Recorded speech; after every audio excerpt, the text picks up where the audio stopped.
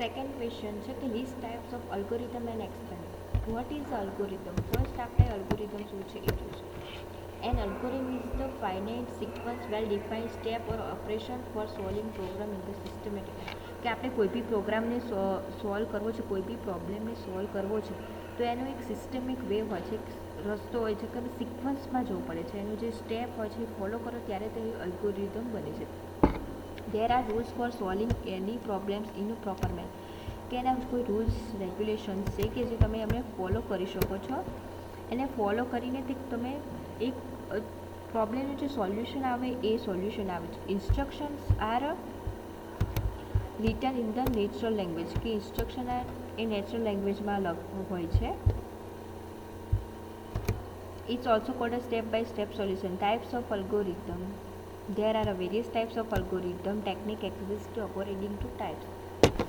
Divide and conquer method છે, greedy method છે, branch and bound method છે, recursion method છે, effectiveness method છે. ફર્સ્ટ આપણે વાત કરીએ ડિવાઇડ એન્ડ કોન્કર. તો divide and conquer technique is use to solve the complex problem easily. કે કોઈ બી કોમ્પ્લેક્સ પ્રોબ્લેમ હોય છે એને ઇઝીલી સોલ્વ કરવા માટે ડિવાઇડ એન્ડ કોન્કર એટલે કે ડિવાઇડ એટલે મતલબ ડિવાઈડ કરીને તમારે પ્રોગ્રામને મતલબ એનો પ્રોબ્લેમનું સોલ્યુશન. કોમ્પ્લેક્સ એટલે બહુ અઘરું પ્રોગ્રામિંગ હોય તો એના માટે ડિવાઇડ એન્ડ કોન્કર મેથડનો યુઝ કરીએ છીએ. Complex problem are decompose into several step which makes a problem easy to solve. ઇઝીથી સોલ્વ કરવા માટે પ્રોબ્લેમ ડિવાઇડ એન્ડ કોન્કરનો મેથડનો યુઝ કરીએ છીએ. નેક્સ્ટ છે ગ્રીડી મેથડ.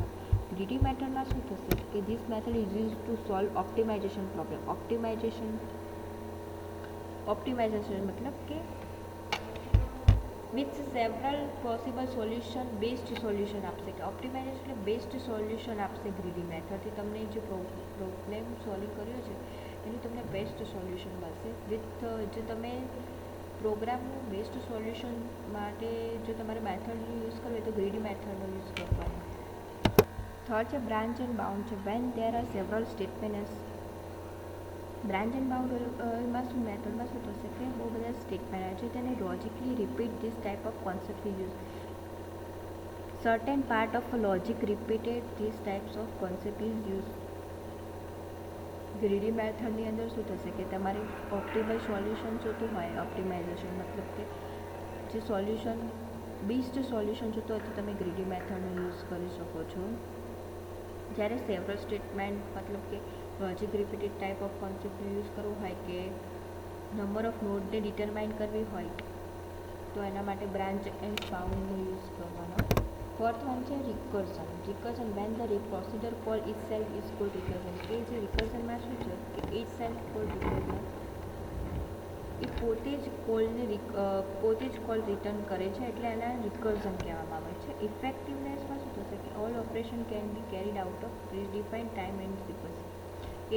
ઇફેક્ટિવનેસમાં શું હશે કે બધા જ જે ઓપરેશન હોય છે એને પ્રીડિફાઇન્ડ ટાઈમ પહેલેથી આ ટાઈમ નક્કી કરી આપે છે કે આ વસ્તુ આ ટાઈમે થશે. સિક્વન્સ આપેલું હોય છે એ ટાઈમે થશે.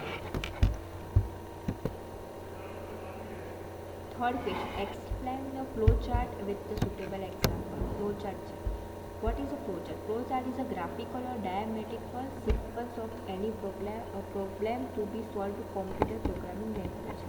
ફ્લો ચાર્ટનું યુઝ શું છે? ગ્રાફિકલી અથવા તો ડાયામેટ્રિકલ સિક્વન્સમાં એની પ્રોબ્લેમને સોલ્વ કરે કોઈ પણ પ્રોબ્લેમને સોલ્વ કરવા માટે ફ્લો ચાર્ટનો યુઝ થાય છે પ્રોગ્રામિંગ લેંગ્વેજમાં. It is use to prepare first before return any program. તો પહેલાં ફર્સ્ટ રાઇટિંગ કરવામાં આવે છે પછી જ તો ફ્લો ચાર્ટ થાય છે. It's also use to correct and after coding part is completed.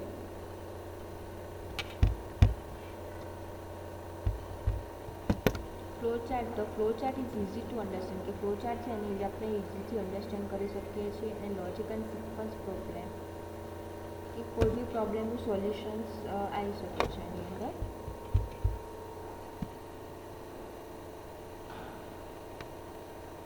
After drawing flow chart is become easy to write any program. કે આવો તમે મતલબ ફ્લો ચાર્ટ તમે ડ્રો કરશો ને તો તમે એની ટાઈમ કે તમારે કોઈ પણ પ્રોગ્રામ લખવો હશે તો તમે લખી શકો.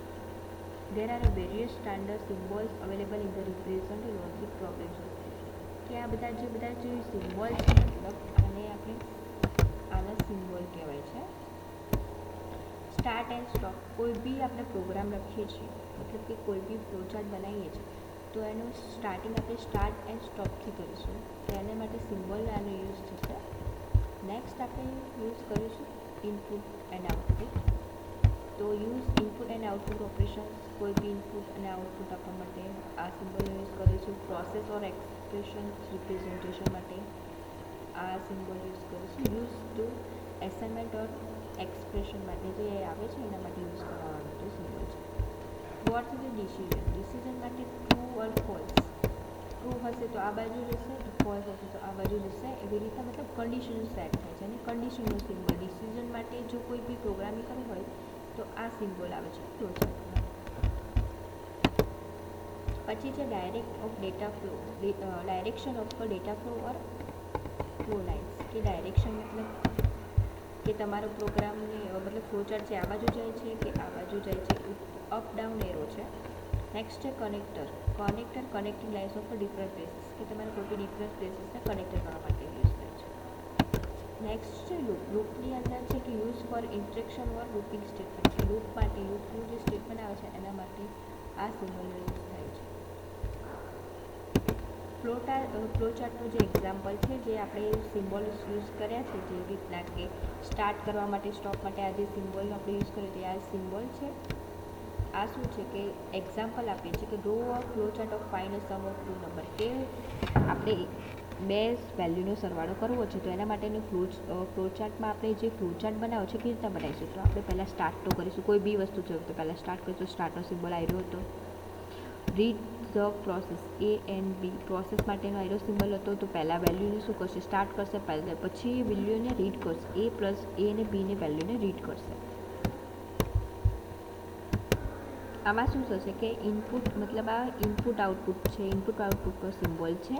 તમે શું રીડ કરાવશો, એ અને બી કરાવશો. પછી પ્રોસેસમાં શું આવશે, a plus b, c equals to a plus b, કે તમારે કોઈ વેલ્યુનો સમ કરાવવા છે તો એ ટાઈપ ઉપરથી વેલ્યુને ડિક્લેર કરવાની છે. પછી નેક્સ્ટનો સિમ્બોલ છે પ્રિન્ટ ટોટલ સી, એ પણ પ્રોસેસનો સિમ્બોલ છે. Print total equals to C, તો વેલ્યુને પહેલાં પ્રિન્ટ કરાવીશું સી, તો આપણે એ પ્લસ બી કરાવી તો પછી પ્રિન્ટ શું કરાવવાની, સીની વેલ્યુ પ્રિન્ટ કરાવીશું, એટલે ત્યારે આપણને આ બેમાંથી આ મળી જશે, સી કરીશું.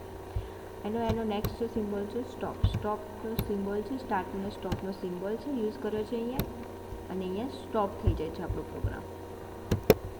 આ જે ડાયાગ્રામ છે એને ફ્લોચાર્ટ ઓફ આને ફ્લોચાર્ટ કહેવામાં આવે છે. હવે આપણે ફાઇન્ડ ઓફ ટુ, આ સેમ વસ્તુ છે એને આપણે અલ્ગોરિધમમાં લખવી હોય તો કેવી રીતે લખવાની. સપોઝ આ જ આપણે જે ફ્લોચાર્ટ આપણે આગળ જોયું ઉપર, તો એની એ જ વસ્તુ આપણે અલ્ગોરિધમમાં કેવી રીતે લખીશું, તો આપણે એક રીતના પહેલાં એનું ટાઇટલ છે કે આપણે શું કરવાનું છે, આપણે પહેલાં શું શોધવું છે, અલ્ગોરિધમમાં શું કરવાનું છે, સમ ઓફ ટુ નંબર્સ, કે બે વેલ્યુનો સરવાળો કરવો છે આપણે. તો આપણે સ્ટેપ 1માં શું કરીશું, અલ્ગોરિધમ એટલે સ્ટેપ બાય સ્ટેપ આવે છે આની અંદર. તો સ્ટેપ 1 શું આવશે, ઇનપુટ ટુ નંબર્સ, તો આપણે પહેલાં બે નંબર તો લખાઈશું એ અને બી. પછી નેક્સ્ટ આવશે step 2, calculate the sum.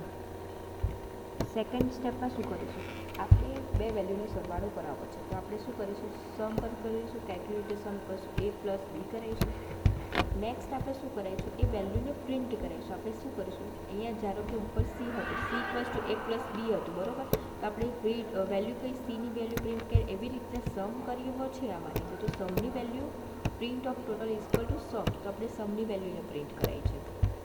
Step 4માં શું આવશે, સ્ટોપ આવશે. આવી રીતના અલ્ગોરિધમ રાઇટ થાય છે સમ ઓફ ટુ નંબર્સ.